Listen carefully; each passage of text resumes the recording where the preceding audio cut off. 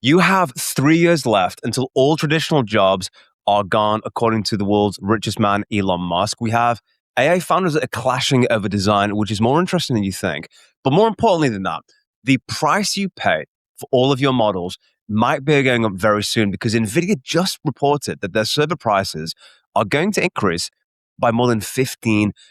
But we need to start off with, I would call it an urgent warning, I suppose, of sorts that's happened from Elon Musk about AI ending what are known as traditional jobs in the next 3 years. Nick, what is going on with this? Yeah, Elon had an interview, as we know. Mr. Musk does love his interviews, where he said something along the lines of, you have at most 3 years left to make money by selling your own work. After that, AI will handle most tasks, and paying someone for their time simply won't make sense anymore. This, to me, is pretty self-evident. I mean, whether it occurs at a 3-year time span, a 5-year time span, we've been working towards this for a hot minute. But I also see a lot of people on sort of just like the wider like make money space. Wonder how this is going to impact them. Because I think people see this and they're like, oh, okay, they're talking about like full-time jobs and stuff. But what does this mean for me if I'm like an entrepreneur? And so I see a lot of people that are raising the alternative to Elon, which is that, I, well, I mean, we're all just going to own our own businesses, so we'll figure out ways to get paid for our work.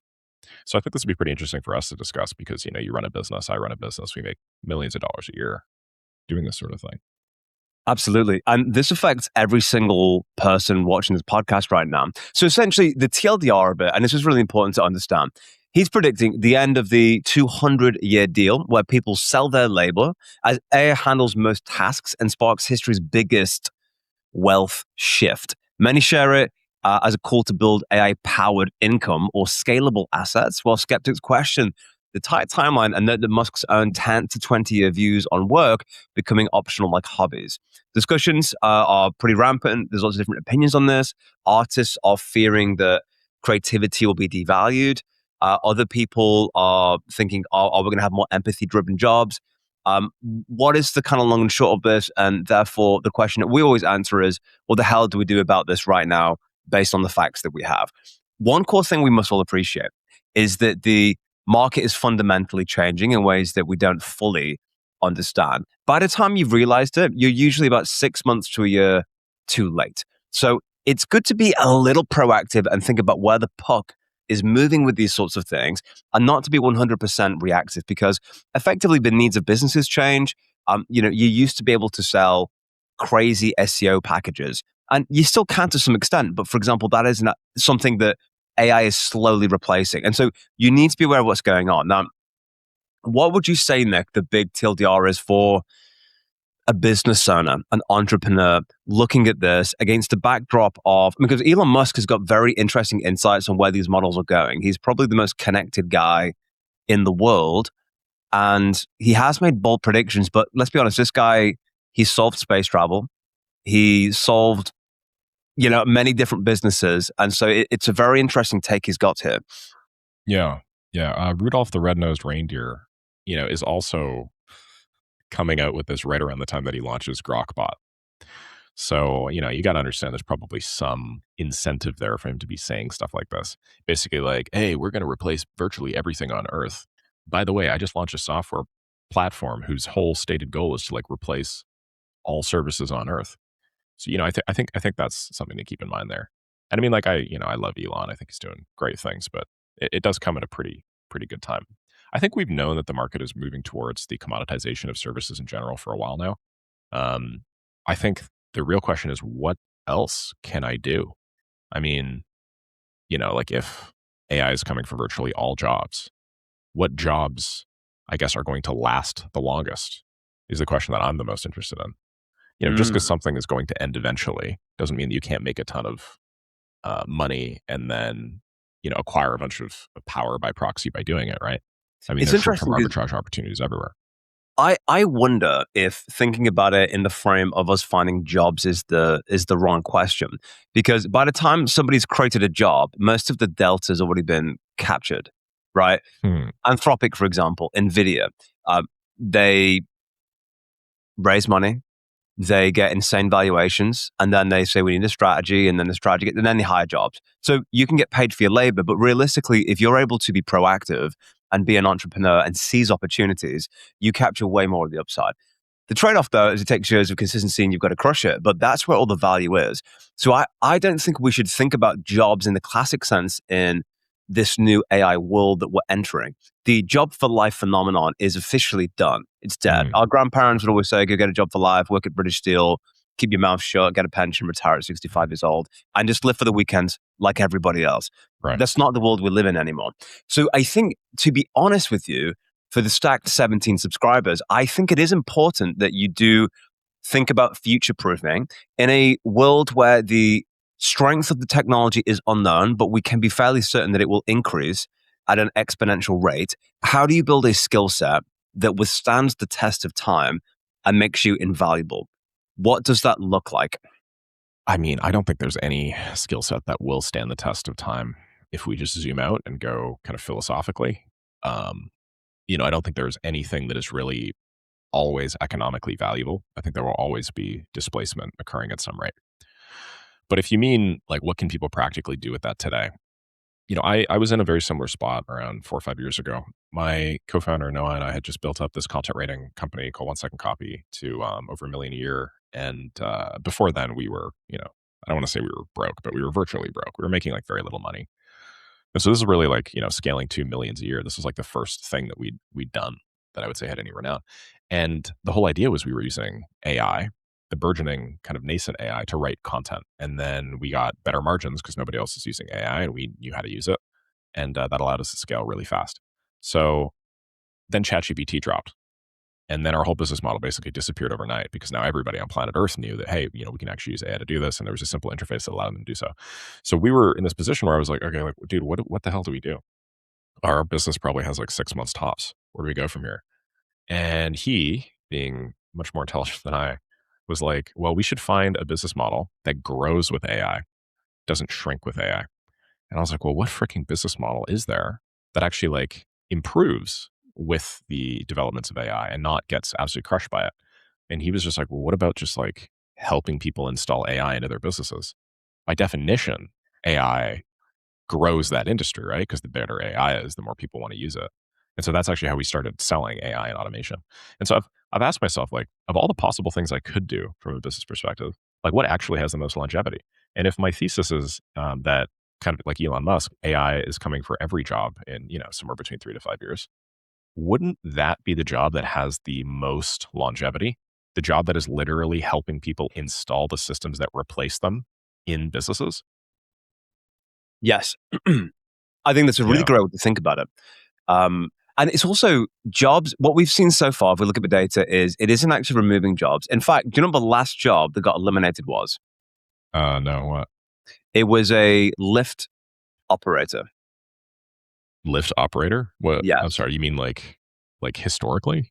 Yeah, not a bench press lift operator, but the person who you'd go into a lift and they'd push a button and go up and down. So, because I watched a really good breakdown of this. It said like AI was supposed to delete all the jobs. Why hasn't it? And it's a really interesting breakdown about what actually happens to jobs and the nature of the thing changes. So in this new world, everybody's still going to be working, but the floor will rise quite a lot higher. So there'll be greater net abundance for everybody in this situation. I would also add on to that. I think be the individual delivering the thing. But this is where I think that distribution and influence are timeless assets that appreciate very well. Because I think if you do have the ability to create attention, you can monetize that. So I think whatever platform that is for you, whether that's even on a local scene, in your local communities, I think that's really worth investing in to be better at that. That's pretty cool. Yeah, okay. Maybe that is the timeless thing that you can do, which is really just like generating attention, which if you think about it is really just understanding how your fellow humans think. If you understand how your fellow humans think, and then you can leverage and arbitrage that to generate more attention than other people, then you can acquire some form of distribution, and then you are sort of just de facto saved, regardless of whatever economic upturn or downturn there is. Yeah, and some people have said that they think there's around 12 months left to build a brand, to build a personal months. brand. That's 12 it. months. What sort of moron would say that? I think it was last week. No, it's like I think I think 12 months, it could be a little tight, but the general philosophy is that generative AI, and this isn't hocus pocus, this is happening, and you can timestamp this and come back to it. But the point is that AI will be imperceivable at a certain stage, both video and text. Even though we're ripping on the AI slop apocalypse, it will be imperceivable. And if that's the case, why listen to your ass versus the AI? If the AI is more articulate, well researched, et cetera, it's got to be brand value and trust. Has to be. They're the only differentiators. And it's harder to build that in an AI dominated world than it is a pre AI dominated world. Therefore, now is the time to do it. Yeah. And I mean, it almost seems like, just acquiring distribution at all costs is probably the way to go. I see a lot of people with like different content strategies and different distribution strategies, just as somebody that is a content creator. And there's so many different ways of going about it. But there are some people that are just like, they're just buying subs, buying followers. They're just willing to do whatever the hell it takes in order to get those numbers as big as humanly possible before this big divide occurs, which is an interesting strategy.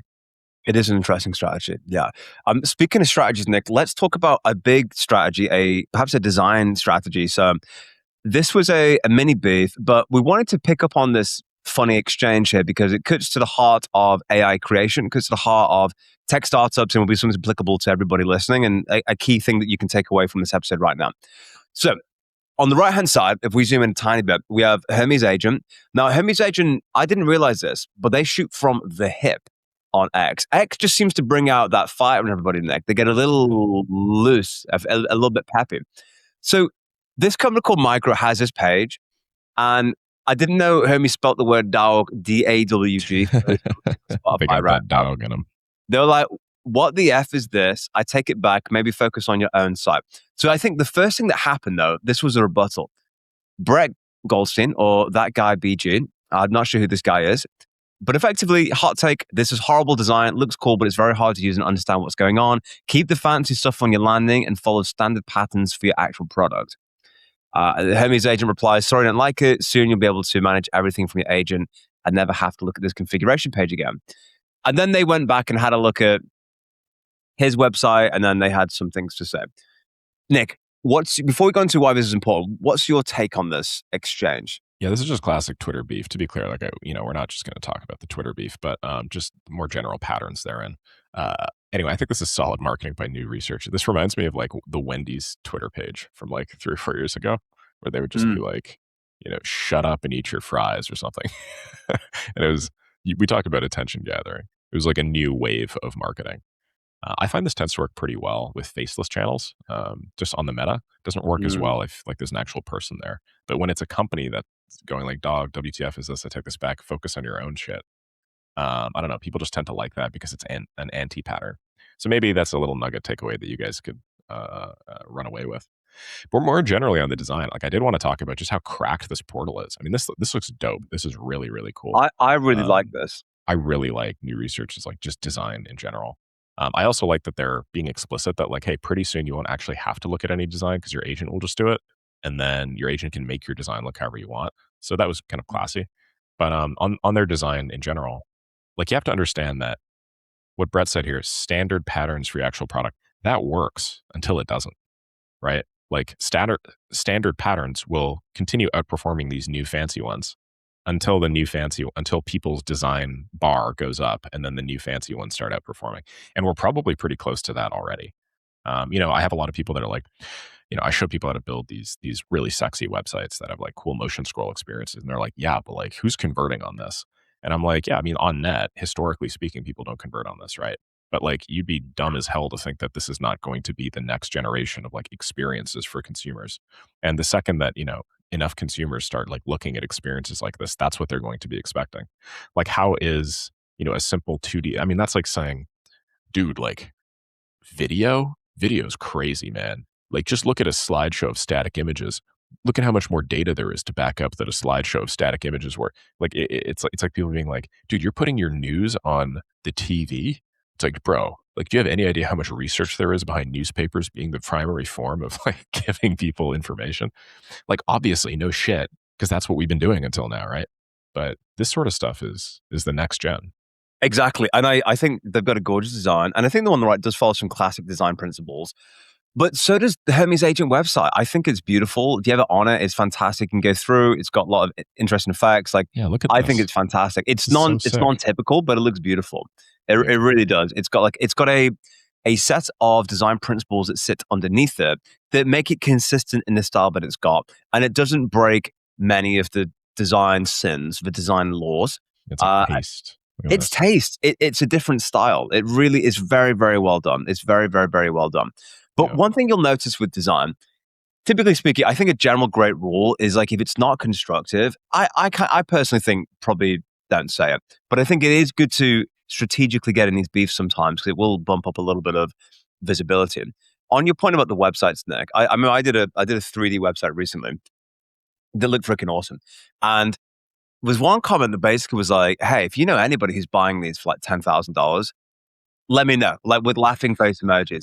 And I was like, it was really funny too because like I said, me, I've sold it for more than I've personally sold these for more than $10,000. It's not like I'm not saying that to like, oh my gosh, I can sell these websites.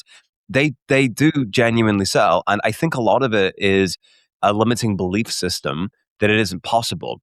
And what people don't understand is the difficulty to create something is not directly correlated with the price you can charge. Mm, They're yes. not one to one like that. And what you must also appreciate, 100,000 people watch something, less than 100 will ever do something with it. So that's a key thing you have to bear in mind. Really, what you're describing is like the philosophical difference between communism and capitalism, by the way. Mm. Marx and Engels, their whole thesis was that value is created by the person doing the work. Whereas, I think any child would be able to discredit that. What is the value of a cool, crisp bottle of water to somebody in the Arctic during a snowstorm, and then somebody that has been walking for 5 hours in the middle of the Sahara Desert? Obviously, the people in the Sahara Desert are willing to pay more money for that bottle of water. Therefore, it is more valuable. That discredits the notion that it is the work that goes into the bottle of water, the work that goes into packaging it, that inherently makes it valuable. If you can build websites like this in 2 seconds, obviously there will eventually be so many of these websites out there that perhaps that specific instantiation of the website grows less valuable due to commoditization. But that does not inherently mean that because it was easy for me to build, that people are not willing to spend a lot of money on it. People are happy to spend a lot of money on this, just like they were happy to spend, several $100,000. Like one of the guys I work with, his name's Cody. He designed websites for like the government of California, Lululemon, like really, really big businesses. He's one of our core UX guys. And I mean, this guy has sold websites far less visually impressive than this for hundreds of thousands of dollars. It's crazy. It's Hundreds of, I crazy. mean, like, sure, he could have come up with it in a few minutes, but like he can still sell it for hundreds of thousands of dollars because the value is not in the time and effort that you put into it. It's, It's can you generate an outcome for the customer with them? the years of experience, the reputation that you've created, your judgment. It's a classic plumber fixing an issue, saying it was like tapping the pipe $1. The 10 years learning where to tap it, $999. Oh, this guy is, by the way, just doubling down on kind of being lame. He says, this is very unclassy for the brand account of $1 billion startup to say to a customer that's having trouble using your product. Mm. This is pretty good. This is pretty good. You'll be okay. You're big and strong. That is hilarious. That is really funny. But That's very we funny. should probably move on actually to a very important third subject, Nick, that we've got. Yeah. Unless there's something on GitHub you wanna double No, click no, into. not at all. I just don't know what we're talking about next. I forgot where the link is. Yes, Yeah. price increases. So this is Nvidia. So Nvidia's warned that server prices will rise more than 15%. It's one of its largest customers. Essentially, this will happen on system shipping in early 2027. So this is coming down the barrel in probably 4 to 6 months' time. Um, Essentially, memory costs have a stated cause, while token price effects remain unverified. The warning includes a few systems that they've talked about there. It's an interesting one, actually, about the rising costs that have led to this. I think we've got a good X article upon that, Nick. But first impressions and thoughts on this. Yeah, I mean, good, good. I mean, it sucks that obviously price has to go up, but I think that these are short-term fluctuations, and Nvidia is an awesome company that I think has pushed the frontier forward in many ways. Short-term price hike to get them back to some sort of solvency there is okay in the long run. I'm not going to look forward to spending more money on Nvidia products and services. But I'll be honest, the shit's already pretty cheap, man. To me, this is like DeepSeek from like a couple of weeks ago, where it's like DeepSeek we went from $0.0001 to $0.0002. It's like, oh no, like where are all my margins? Dude, I play video games using Nvidia's GeForce Now. It's virtually free. Have you ever done this? I Okay, have so not, instead man. of play video games on your computer, okay, like where I'm at right now, you can actually just go to NVIDIA GeForce Now, and then they will spin up a cloud computer for you on their servers operating at like 20x the speed. And then they'll just stream it to you with input and output. That's Like this incredible. company is just freaking awesome. They're So beasts, yeah, dude. I don't really mind some minor This is price what increases. computers should be used for. I think we would all agree. The question with okay, there's two things about right. 15% won't change the world, but it's a move in the wrong direction. Yeah. Who absorbs the cost? Is it OpenAI and Anthropic, or do they pass on? So do the competitive pressures enable them just to absorb the cost? Usually, when things further up a chain, when wholesale prices increase, that trickles down to the customers. We see this all the time with economics. The government increases a tax on businesses, a Yeah. national insurance tax. Guess who gets hit by that? You're the guy that gets hit by it because the business, well, I have to maintain a margin. So everything just goes up in the direct ratios that I just got charged. So usually they just do this. It's also good cover for them. The real question is this a trend or actually is this just a one-off thing? That really is the crux of the issue here. So that said, though, I think this is generally offset by the fact that models are getting better and the baseline performance model last year, for example, just keeps getting cheaper and cheaper every single month. So I think on net, you won't be paying more for your intelligence from this, but ideally it wouldn't have gone up at all. Yeah. Yeah. I mean, like the end term outcome of all of this is that, power itself is going to be the final bottleneck, right? So I Yes. think we should all expect, just as a useful takeaway, the cost of things to go down on the intelligence side and then up on the hardware side, and then eventually way up on the power side, as that becomes clear that it is the limiting constraint across all intelligence moving forward. So I would price that in. I would agree. I would 100% agree.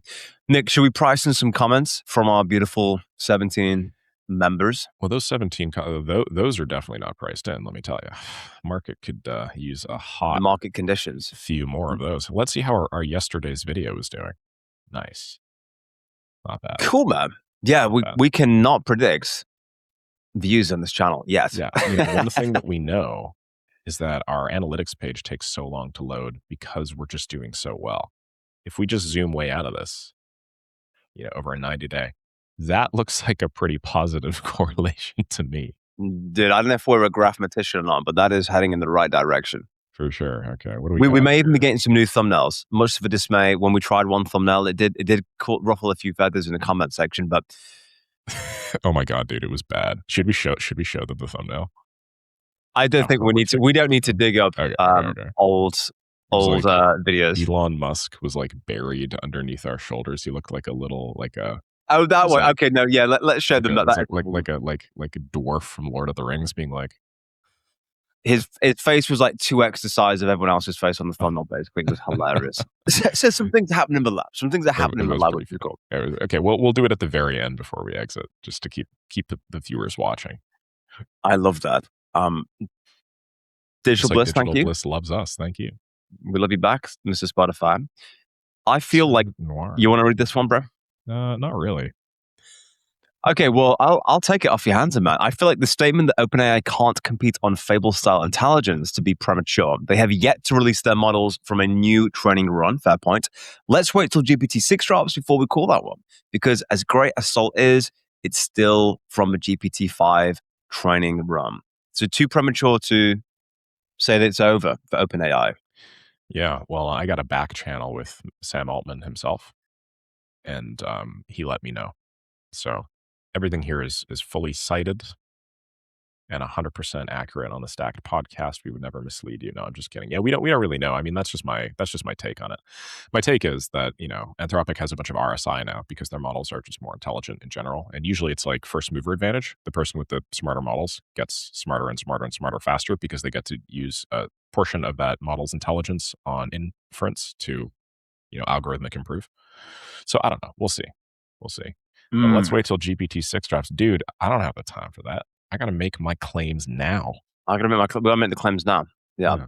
Claim first, fact check later. Exactly. These are fundamental ways to think about the world. Speaking of claim first, fact check later, Ever Stunton says we're hilarious. Thank you, Ever Stunton. We'll pay you later. 1109 AI slop episode. Look, dude, nothing is safe from a Stack podcast. We will come for it. If we think it needs to be addressed, we will approach that. I got Ox to tell me it's best suited. Are we going band for band here? A back end and not design work. Interesting. Yeah. I thought its design work was okay, considering it didn't really have a harness on it. Well, what a model tells you it's good at, what the model's actually good at, very different things. Like GPT 3.5 was telling me that it was great at astrophysics. And I'm out here like, I'm not an astrophysicist, but this is a recipe for how to make a donut.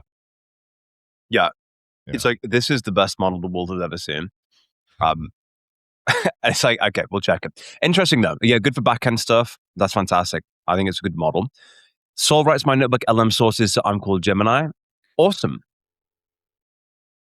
Yeah, we did go into conspiracy mode. They really liked conspiracy mode. We had to. We got conspiratorial.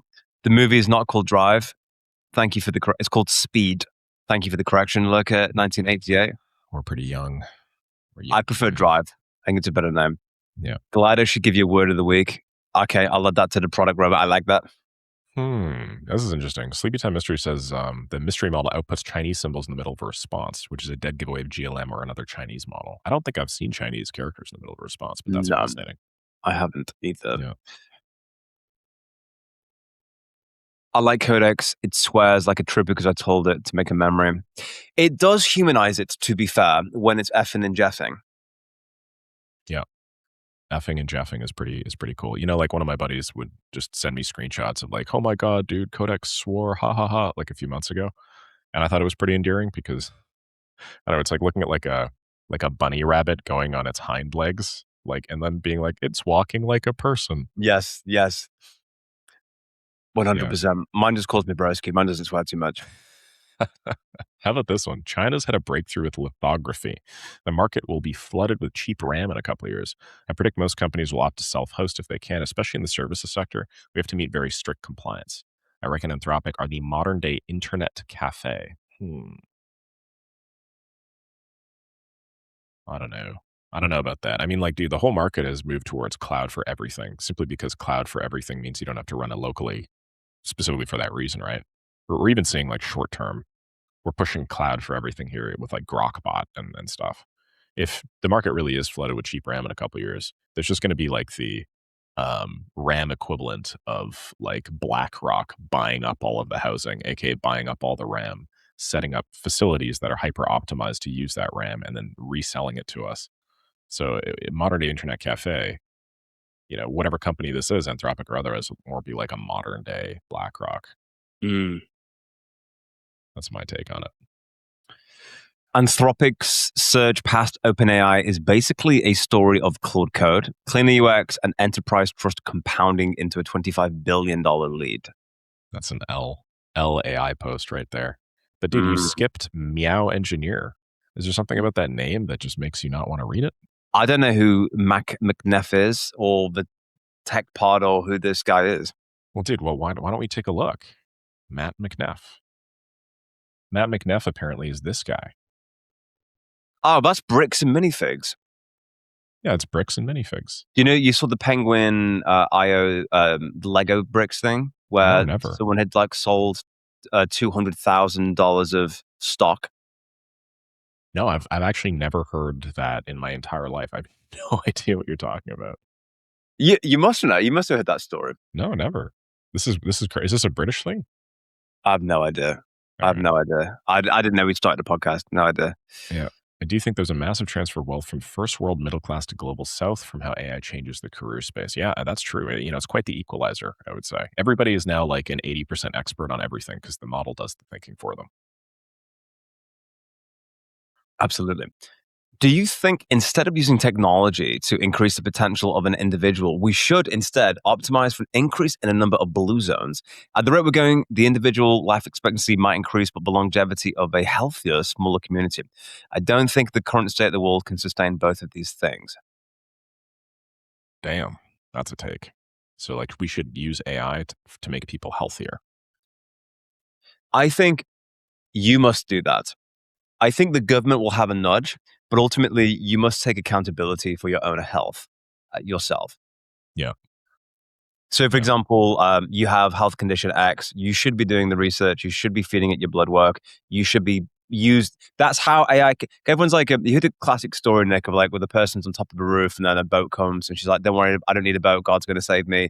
And then the boat drives off. Then a helicopter comes, like, "Don't worry, God's going to save me." And then she drowns. She goes to the pearly gates and she's like, "Dude, what the hell?"